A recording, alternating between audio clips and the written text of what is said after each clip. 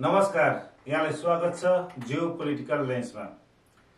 Iran र Israel बीच जारी युद्धमा अब अमेरिका प्रत्यक्ष रूपमा सहभागी भएको छ। अमेरिकाले आज इरानको 3वटा न्युक्लियर साइटहरूमा आफ्नो B2 बमहरूद्वारा बङ्कर बस्टर बमले आक्रमण गरेको छ र विशेष गरी नतान्ज, इस्फहान र फार्डोमा भएको न्युक्लियर साइटहरूमा अमेरिकाले आक्रमण गरेको छ। आक्रमणपछि आफ्नो सोसियल मिडिया ट्रुथ मार्फत राष्ट्रपति डोनाल्ड ट्रम्पले जानकारी दिएका थिए कि आफ्नो सेनाले सफलतापूर्वक 3वटा न्युक्लियर साइटहरूमा आक्रमण गरेको र आक्रमण गर्ने विमानहरू सुरक्षित साथ घर फर्केको जानकारी दिएका थिए। आक्रमणपछि राष्ट्रपति डोनाल्ड ट्रम्पले राष्ट्रको नाममा छोटो सम्बोधन गरेर आफूले Thank you very much.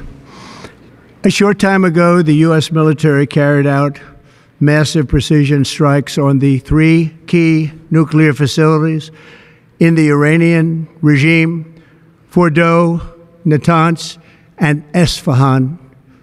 Everybody heard those names for years as they built this horribly destructive enterprise. Our objective was the destruction of Iran's nuclear enrichment capacity and a stop to the nuclear threat posed by the world's #1 state sponsor of terror. Tonight, I can report to the world that the strikes were a spectacular military success. Iran's key nuclear enrichment facilities have been completely and totally obliterated.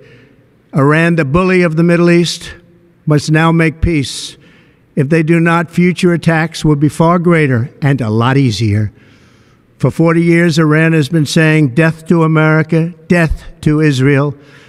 They have been killing our people, blowing off their arms, blowing off their legs with roadside bombs. That was their specialty. We lost over 1,000 people, and hundreds of thousands throughout the Middle East and around the world have died as a direct result of their hate. In particular, so many were killed by their general, Qasem Soleimani.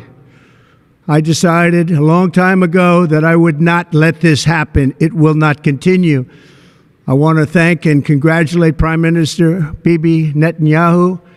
We worked as a team like perhaps no team has ever worked before. And we've gone a long way to erasing this horrible threat to Israel. I want to thank the Israeli military for the wonderful job they've done. And most importantly, I want to congratulate the great American patriots who flew those magnificent machines tonight, and all of the United States military on an operation the likes of which the world has not seen in many, many decades. Hopefully, we will no longer need their services in this capacity. I hope that's so. I also want to congratulate the chairman of the Joint Chiefs of Staff, General Dan Raisin-Kane, spectacular general, and all of the brilliant military minds involved in this attack. With all of that being said, this cannot continue. There will be either peace or there will be tragedy for Iran far greater than we have witnessed over the last 8 days. Remember, there are many targets left. Tonight's was the most difficult of them all, by far, and perhaps the most lethal. But if peace does not come quickly, we will go after those other targets with precision, speed, and skill. Most of them can be taken out in a matter of minutes. There's no military in the world that could have done what we did tonight, not even close. There has never been a military that could do what took place just a little while ago. Tomorrow, General Kane, Secretary of Defense, Pete Hegseth will have a press conference at 8 a.m. at the Pentagon. And I want to just thank everybody, and in particular, God. I want to just say we love you, God, and we love our great military. Protect them. God bless the Middle East. God bless Israel. And God bless America. Thank you very much. अमेरिकाले इरानलाई आक्रमण गरिसकेपछि अब विश्वको प्रतिक्रिया कस्तो होला त? चीनले कस्तो प्रतिक्रिया देला, रुसले कस्तो प्रतिक्रिया देला र विशेष गरी इरानले अमेरिकासँग कसरी प्रतिशोध लिएला त? यसले अबको भू राजनीतिको डायनामिक्सलाई निर्धारण गर्नेछ।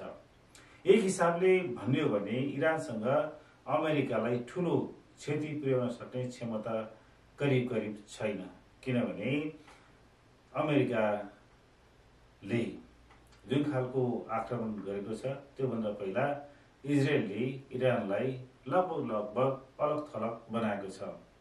इरानको आफ्नो गठबन्धनहरू, जसलाई उसको टेन्ट्याकल्स पनि भनिन्छ र प्रोक्सी युद्धका साझेदारहरू पनि भनिन्छ, लेबनानका हिजबुल्लाह, प्यालेस्टाइन अथवा गाजाका हमास र यमनका हुथी। जब अक्टोबर 7 मा इजरायलमाथि आतंककारी हमला भयो, त्यसको बदलामा इजरायलले गरेको सैन्य कारबाहीले हिजबुल्लाह, हमास र हुथी सबै एक खालले उनीहरूको शक्ति क्षीण भएको छ र यस्तो अवस्थामा पुनः इरानमाथि आक्रमण गरिएको छ। र त्यति मात्र होइन, इरानको लामो समयदेखिको जुन सहयात्री भनौँ सिरियाका बसार अल असद पनि सत्ताच्युत भएका छन् र सिरियासँग अमेरिकाले आफ्नो सम्बन्धलाई नर्मलाइज गरेको छ। र योभन्दा पहिला ट्रम्पले मध्यपूर्वको भ्रमणका क्रममा साउदी अरेबिया लगायतका अन्य खाडी देशका राष्ट्रहरूसँग पनि एक खालको बलियो सम्बन्ध बनाएर आएका छन् र त्यति मात्र होइन, टर्कीसँग पनि अमेरिकाले राम्रो सम्बन्ध बनाएको छ।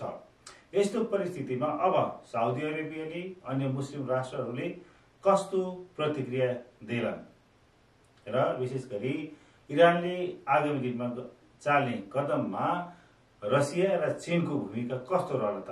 उनीहरू अहिले जसरी बाहिरबाट नै केही सहयोग गरेका जस्ता छन्, उनीहरू प्रत्यक्ष रूपमा सहभागी छैनन् र अप्रत्यक्ष रूपमा केही उनीहरूको सहयोग इरानलाई छ। तर अब आगामी दिनमा अमेरिकाले जसरी आज आक्रमण गर्यो, यो आक्रमणपछि उनीहरू कसरी अगाडि बढ्छन्? उनीहरू इरानलाई प्रत्यक्ष रूपमा सहयोग गर्ने वचनबद्धता दिन्छन् अथवा उनीहरू अमेरिकाको जुन कारबाहीको भनौँ विरोध गरेर तर्किन्छन्? यसमा अबको मिडल इस्टको मात्रै नभनौँ, विश्वव्यापी एक खालको भू राजनीतिलाई यसले निर्धारण गर्नेछ। आजसम्म कुनै पनि राष्ट्रहरूले एक खालको प्रतिक्रिया दिएका छैनन् र अन्य देशहरूको प्रतिक्रिया आउन बाँकी नै छ। अहिलेलाई भने अमेरिकाले इरानलाई प्रत्यक्ष आक्रमण गरेको छ, 3वटा न्युक्लियर साइटहरूलाई काम नलाग्ने गरी ध्वस्त बनाएको छ भनेर दावी गरेको छ र उसले इरानलाई पुनः अमेरिकी अखाडाहरूमा अथवा अमेरिकी एसेटहरूमा आक्रमण नगर्नको लागि पनि धम्की दिएको छ।